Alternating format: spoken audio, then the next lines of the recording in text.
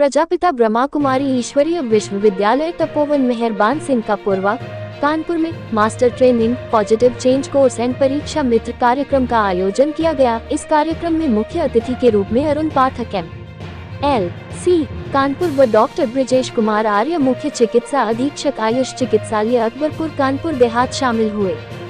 कार्यक्रम में मुख्य अतिथि अरुण पाठक व डॉक्टर ब्रिजेश ने दीप प्रज्वलन करके कार्यक्रम का शुभारंभ किया। अरुण पाठक ने अपने संबोधन में कहा कि तनाव कभी भी सफलता की कुंजी नहीं बन सकता। तनावग्रस्त व्यक्ति न तो पूरी तरह ध्यान केंद्रित कर पाता है, न ही निर्णय लेने में सक्षम होता है। धीरे धीरे उसका आत्मविश्वास कम होने लगता है और स्वास्थ्य भी बिगड़ जाता है।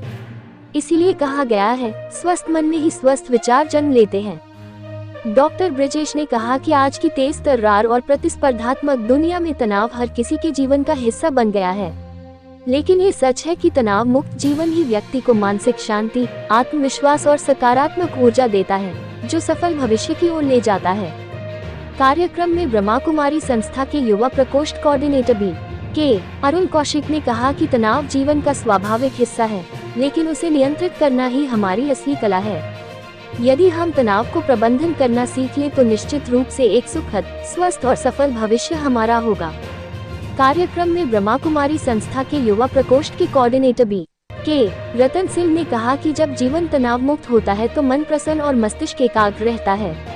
यही स्थिति हमें कठिन परिश्रम और सही निर्णय लेने की शक्ति देती है, और यही शक्ति हमें एक सफल भविष्य की ओर ले जाती है।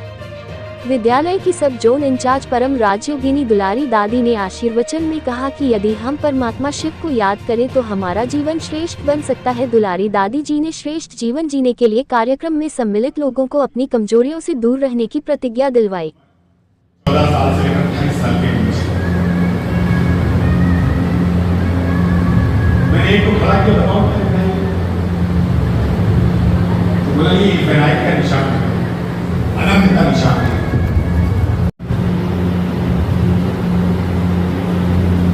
मैं चूंकि केमिस्ट्री का टीचर था इसलिए बोला, मैंने भी 1.5 साल पहले उससे रिटायरमेंट ली, क्योंकि राजनीति में आने के बाद स्कूल जाना नहीं हो पा रहा था और मुझे 2 सैलरी मिली थी, एक विधायक वाली, एक टीचर वाली। टीचर वाली लोग वो काम नहीं कर पा रहे थे, तो इसलिए मैंने टीचर वाले से गुजारिश कर दिया, मेरी ठीक है। जब मैं टीचर बना तो मेरी उम्र स्टूडेंट लगभग 23-24 साल की। मैं जिस टॉपिक को पढ़ा रहा था तो उस टॉपिक को पढ़ाते समय मैंने ब्लैक बोर्ड को साफ किया तो इसमें डॉट छूट गया। डॉट लगा हुआ है, दिनांक के बाद डॉट लगा हुआ है, इस सेक्शन में युवा होता है। ऐसे बता रहा हूँ कि आपको उनके मन को पकड़ना पड़ेगा। मैं जिनको पढ़ा रहा था मुझे इंटर के छात्र थे, 140 बच्चों का बड़ा क्लास है, जैसे इतना बड़ा क्लास है।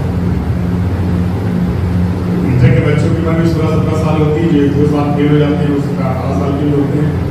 तो मेरे उनके बीच में उम्र का तो 5-6 साल का अंतर था, लेकिन स्वास्थ्य के मामले में मेरा बहुत अच्छा स्वास्थ्य है। पहले मैं आप जैसा था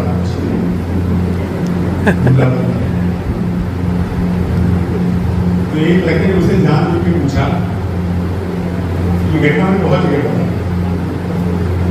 बोला गुरु जी ये क्या लिखा हुआ है, तो वो मुझसे मौज ले रहा था।